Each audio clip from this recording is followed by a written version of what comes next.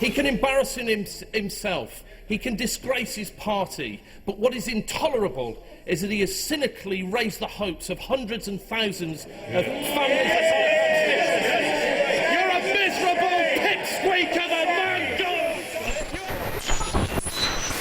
You're either stupid, you're mad, or you're malicious. Like, this is just outrageous. Thousands of students have clashed with police at Westminster today during a mass demonstration.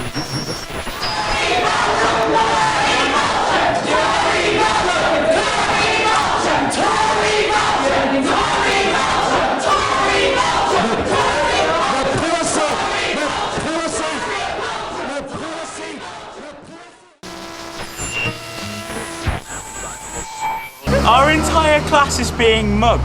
Like, it's not a pretend mugging. What is happening is there is the biggest transfer of public wealth into private hands that we've seen since the enclosures. The media kind of keeps pushing this idea that we have to have austerity or the economy is not working, but what we've seen for the last few years that we've had the coalition government is that austerity isn't working. Cutting government jobs and cutting public sector jobs is actually not the answer. There's a crisis of the system, there's a crisis of capitalism, and that they're trying to shift on ordinary people and make ordinary people pay for it. 2 years ago we had these massive student demonstrations. They brought a sea change in sort of the political landscape. It broke the consensus that austerity was the only way to deal with things, and that there's only one model of education that can be followed. Because this entire cuts, we have to remember, are completely ideological. They don't need to be happening, and what they are also show that they don't actually work at all. So again, just telling people there is an alternative available, so that's what we're fighting for. I'm marching on the 21st because I think it's really important for the future of students, for the future of education. The Tory coalition is weaker than ever before. Judge Osborne has been booed at the Paralympics. Theresa May has been booed at the Paralympics.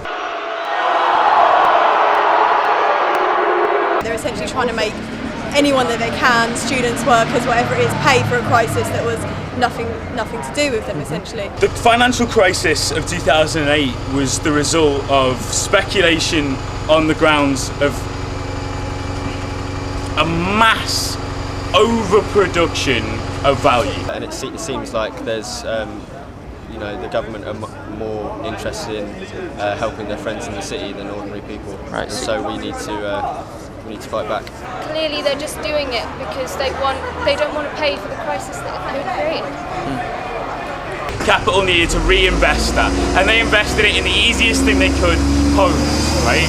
Homes for the poorest people, and they sold mortgages to people that couldn't possibly afford it.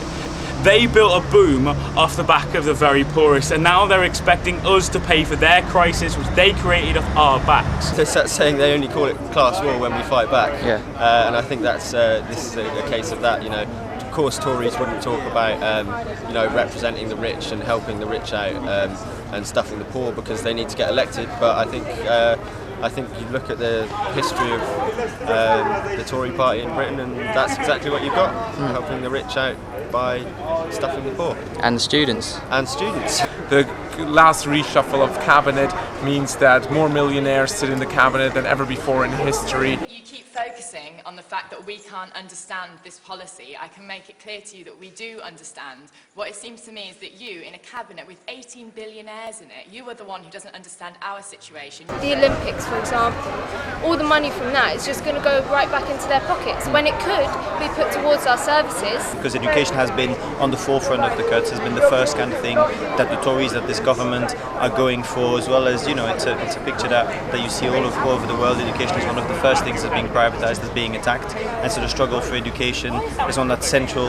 in the struggle against austerity in general. And if you look back to kind of like 2010 when the student movement kicked off, we had the occupation of Millbank, and we had a wave of occupations up and down the country of universities and colleges. And the student demo sparked off, strikes, 30th of June, 30th of November as well. All of that I'm not sure would have happened without the students leading the movement and what happened at Millbank. Unfortunately, after that, people felt that the student movement had failed, it hadn't worked because when the fees rose, I think it was in December. I think last time the students were like the spark, and we smashed the consensus when we broke Millbank. Now there's a lot of other people fighting. We've had the riots, we've had the mass strikes, we've had the TUC demonstration, and I think this time there's a lot more forces we can pull around us and we can push it forward. BBC News services are being disrupted by a second one-day strike by journalists. Today's 24-hour strike is being strongly supported. We're appealing for all faculty workers not to go in the strike, because that's how we fight as a class. Together, united, we can win. We're from the slums of London, yeah? How do they expect us to pay £9,000 for uni fees? Are you fucking kidding me?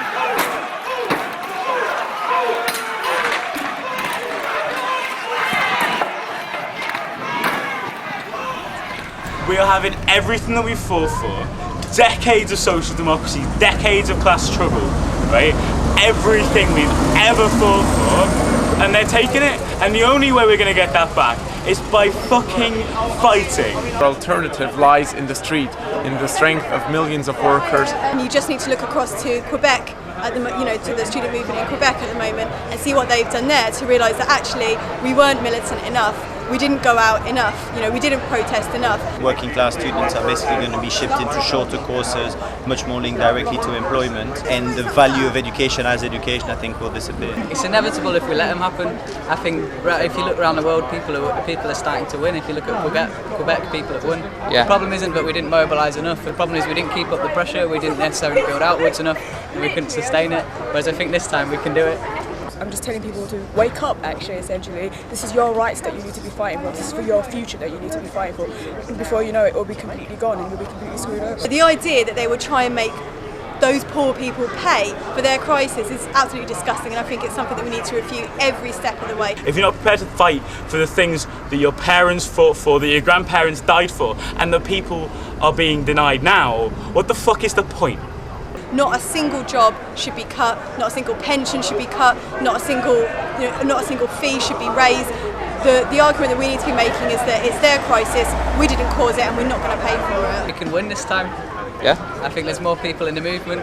There's a lot more things happening. A couple of years ago we were on our own. This time we can win. Ordinary people need to use this chance to fight back and turn the booze that we've seen in the stadiums of London into people in the streets. What is the point of going to work? What's the point of doing anything if you're going to allow a world to be created where your children have less than you have?